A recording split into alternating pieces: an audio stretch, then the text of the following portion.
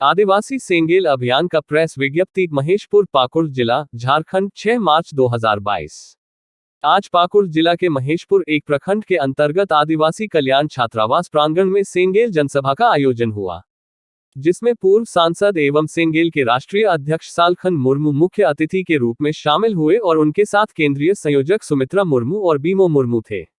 जनसभा की अध्यक्षता पाकुड़ जिला अध्यक्ष सनातन हेम्ब्रम ने किया तथा संचालन कमिश्नर मुर्मू द्वारा किया गया। आज की सभा में 4 प्रखंडों के नेता और कार्यकर्ता शामिल हुए और तय किया गया कि सरना धर्मकोड रैली के लिए 30 जून दिल्ली चलो और झारखंड में संताली को प्रथम राजभाषा का दर्जा दिलाने के लिए 30 अप्रैल रांची चलो को सफल बनाना है। उसी के साथ संताल आदिवासी समाज में वंशानुगत चली आ रही आदिवासी स्वशासन व्यवस्था में पढ़े लिखे लोगों को जनतांत्रिक तरीके से शामिल कर सुधार लाना जरूरी है।